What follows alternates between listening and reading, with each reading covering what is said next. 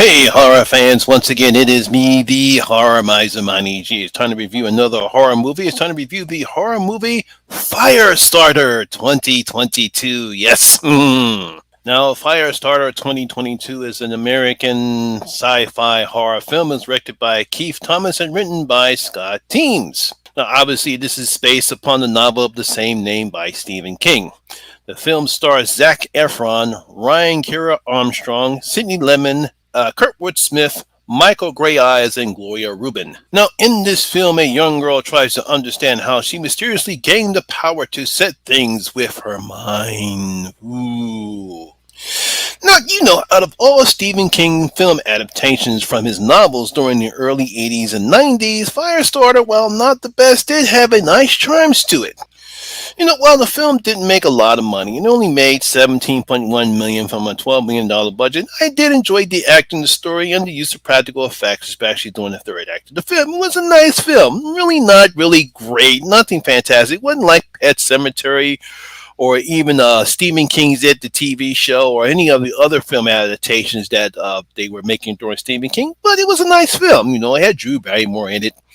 I believe Keith David starred into it, and Michael George C. Scott, and Michael Sheen in this one as well. It was a nice film. It wasn't really extraordinary, but I did enjoy the film, what they were trying to do. Now, obviously, with the success of It, both chapters, and Doctor Sleep, I knew movie studios would be greenlight remakes of other film adaptations of Stephen King, and we have the latest one here from director Keith Thomas.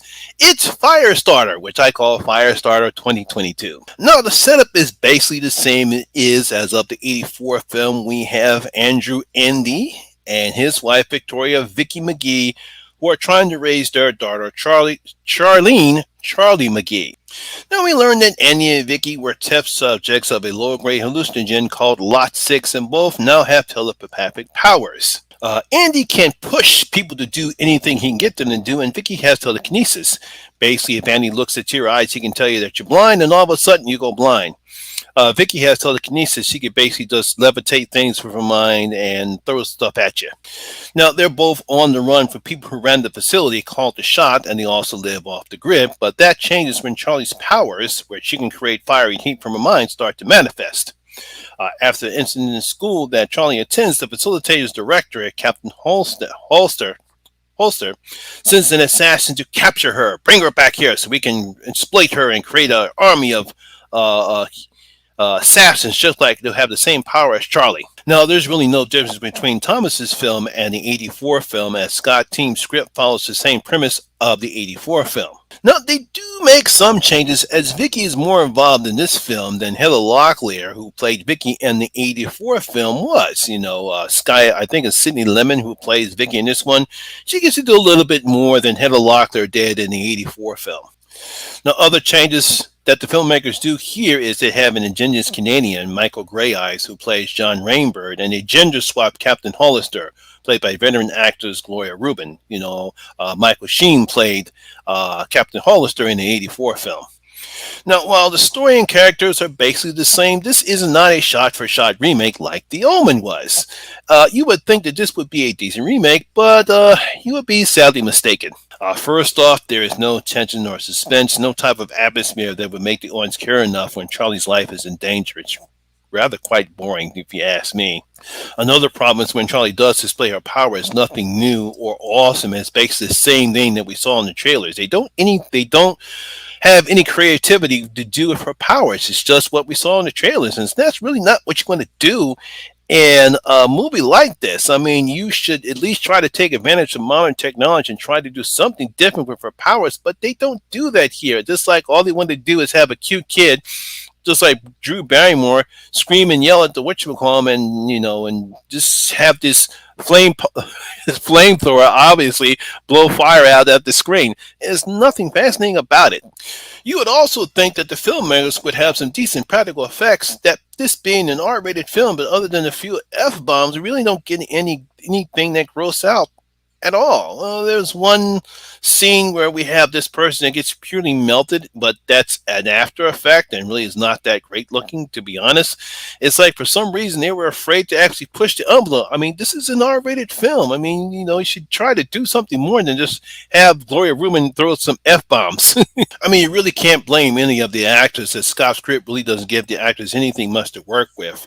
Zach Efron really doesn't have much to do with as Andy.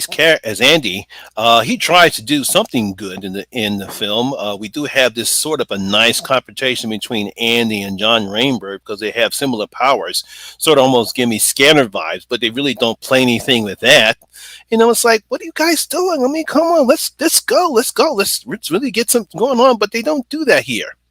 And then it comes off kind of bland and boring, especially Gloria's Captain Hollister, who really isn't the threatening villain that she's supposed to be. As I stated before, she throws a couple of F-bombs, but she doesn't seem threatening at all. It seems like all she was doing is reading her lines. I guess because of some of the roles that she's done throughout her career, I guess she decided, hey, look, it's good for me to be a bad guy, but she's just there. That's it. Now, as for Ryan Kira Armstrong, who was great as Alma in American Horror Story Season 10, Riptide storyline, there is little to no character development, not enough to make the audience care what happens to her. I mean, she's just there. She's a cute looking girl, but that's it. She basically cries when being bullied, screams at her parents when they tell her the truth, and tries to look mean during the third act of the film. I guess the film is trying to make her sort of be like a badass, naughty, pants on fire, and all this sort of stuff that we see in the trailer. It just doesn't work.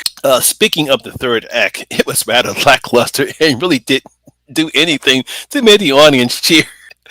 Oh man, you can see how much I'm laughing. When you watch this film, it's like, that's it? That's all they did? I mean, at least the third act in the '84 film had something nice to offer for you, even though that was a bit lackluster. But here, they make this even worse. This is the best you can do?